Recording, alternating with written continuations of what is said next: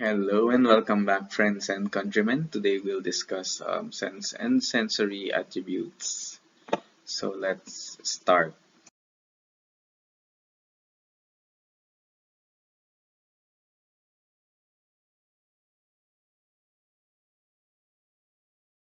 Kadalasan ang unang napapansin natin sa pagkain ay ang itsura nito o di kaya ang lasa. So sometimes hindi pa nakikita yung food na amoy mo na from afar. Or meron namang times na na-entice ka sa itsura ng food kaya naisipan mong i-order siya. This is the reason why visual appeal is a very big industry, and sometimes for product photo shoots they even use fake food to make food look more appealing than it actually is, no? Expectation versus reality. So if you've been studying photography, you'd know that how we see things and how a camera sees things are more or less quite similar. So it all starts with having light, which allows us to see things, and then that light passes through a lens, in which case sa mata natin, and then there are receptors, in which case rods and cones. So kung sa camera yan yung sensor niya. And then these rods and cones generate the necessarily electrical signals for our brains to interpret the things that we see. So you can pause here to read about the different descriptions of each part of the eye, or you may look at the source directly for a more high resolution image in case you're viewing this video on a lower resolution. So you probably heard about rods and cones sa ating mga mata. Rods generally yield achromatic or black and white information and are useful for seeing in extremely low light. So pag makita nyo, di ba, kapag nag-off kayo ng ilaw and nag-adjust yung mata ninyo, you'll see more or less parang black and white and you can't really see that much color. On the other hand, cones generate red, green, and blue color information, and both rods and cones are sensitive to both visual and UV and IR radiation spectrum. Color as an attribute will be discussed in food physics, but how our eye sees color no, is dependent on, of course, the actual object in consideration, the type of light source. Do you know this, no? Kapag magkaiba yung color ng light, parang nag-iiba din yung color ng object. Like when, sabi nga nila sa photography, yellow light is your friend. And for some reason, yellow light makes our skin look better. And then, of course, the sensitivity of the person's eye. So we have people who are quote-unquote colorblind or cannot see certain wavelengths of radiation.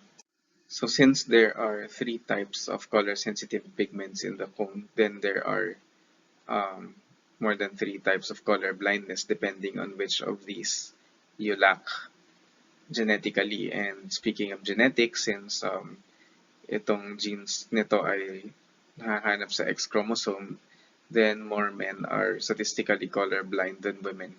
I actually had a high school classmate. He was very good in the art subject, but apparently he was colorblind. So there was one um, day na may kinuha siyang colored pencil and he was raising his hand. Kulay green ba ito? Apparently that was a pink pencil, no? So natawa na lang kami, but for some reason hindi naman na-affect yung color accuracy ng mga ginagawa niyang artwork. So I don't know if natuto na lang siya or he just tries to work with colors na mas nakikita niya. So there are different types of color blindness depending on which you are not able to see. So tingnan nyo lang dyan sa chart na yan if you can see the numbers 7, 13, 16, 8, 12, and 9 from left to right, top row and then bottom row. Kung hindi, ayun, confirmed. So color is perceived when certain wavelengths of light are absorbed in greater intensities, and color is actually dependent on the dominant wavelength, and is thus a characteristic primarily of the light source. So when you have a white light source which contains all the wavelengths of light, then the object can reflect whatever it doesn't absorb. No? So, um, actually, there's in sensory evaluation, mahalaga din na yung light source mo ay proper for your objectives kasi otherwise, madi-distort nito yung perception mo about the uh, color of the food. No? And of course, that involves also the energy distribution of the light source since other lights do not really cover the whole visible spectrum. Generally, we use white light unless you need to mask some color differences that are not important in the overall evaluation being conducted. Okay, so ano ba ang halaga ng color in sensory evaluation?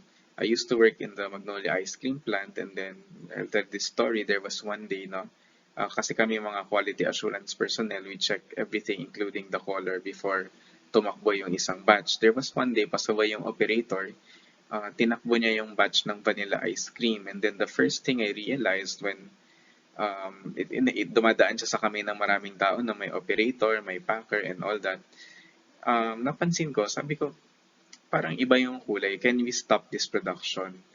And then when I checked their documents, nakalimutan nilang ilagay yung colorant, which would, as we know, di ba, ang vanilla is a slightly off-white or slightly yellowish white, no?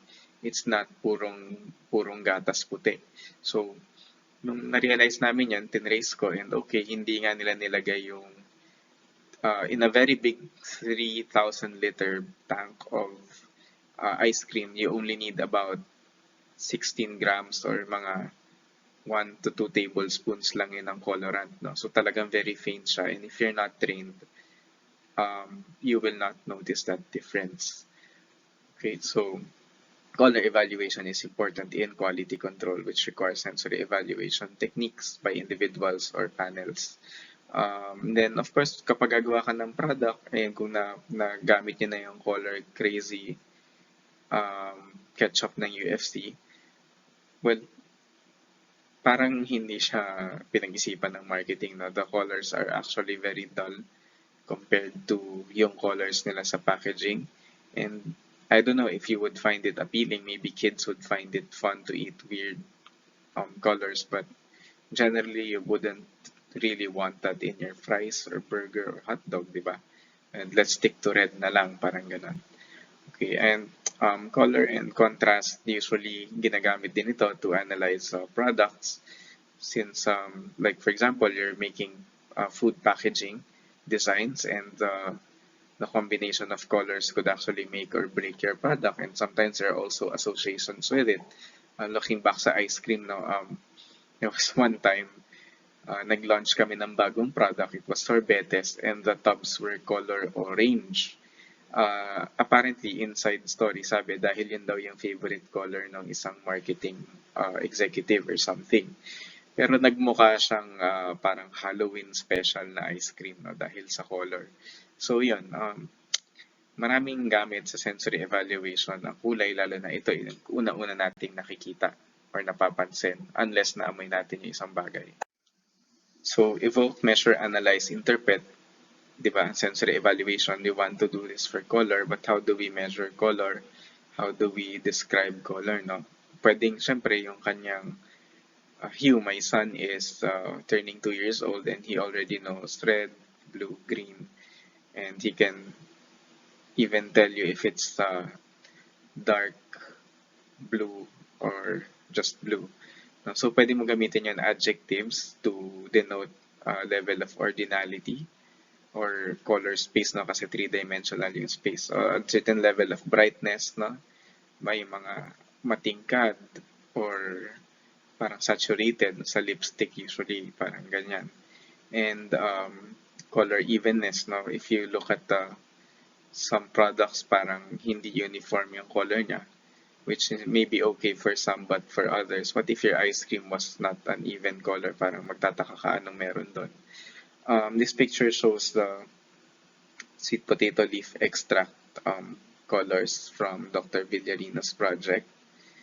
And I think they were looking at this. Siyempre, ano ba dyan sa mga yan yung pinaka-appealing at alin yung medyo hindi, or is it neutral, no? Kasi usually we associate colors with certain things. No? For example, madalas pinagtatawanan yung ibang energy drink na color yellow kasi para siyang human urine, di ba? Bear Grylls ang maalala mo pag ininom mo siya. So, definitely we would want our food products colors to be appropriate or hindi nagre-recall ng medyo negative emotion sa atin. So other than color, we attribute the size and shape of a product through the use of our sense of sight, di ba? So we could also look at turbidity, especially for liquids. So just the other day, mag-iinit ako ng tubig and na-realize ko ba't parang lumabo yung tubig na nanggaling sa gripo. So actually, even something as simple as the evaluation of turbidity of water is used in food manufacturing facilities. No? It's something I used to check every day nung ako'y nag-OJT sa Licor de France. I had to go check all the faucets dun sa production facility just to make sure na yung quality niya based on turbidity is not affected. Because we know na kapag turbid ang isang liquid na dapat clear, may nahalong hindi dapat mahalo. Then glossiness, no, as in itong mga donuts na nakikita niyo dyan, if they don't have that same gloss, then they would probably be less appealing to you, or you would know that they would taste a bit different. Of course, pwede ka rin magoyo na glossy yung donut pero pagkagat mo iba pala, no? Texture can also be evaluated visually. So even if you're just shown a picture of a food, you can say if it's malabnaw or malapot, no? Or if it's grainy, smooth, or bumpy, or if it's full of holes. Like, for example, when you're evaluating yung chicharon, hinahanap mo yung parts ng skin na nag-pop kung saan nag-evaporate yung moisture, and in the process nag-cause siya ng mga bumps and pops in the surface. Or you could look at particle interaction. Mukha ba siyang didikit sa kamay mo? O yung texture ng espasol. Diba? Pag espasol, alam mo na may coating yan na powdery, or yung pandesal halimbawa. Tingin pa lang, itsura pa lang, alam mo na kung ano yung mafe-feel ng kamay mo kapag hinawakan mo siya. Papagpag ka. Ganon.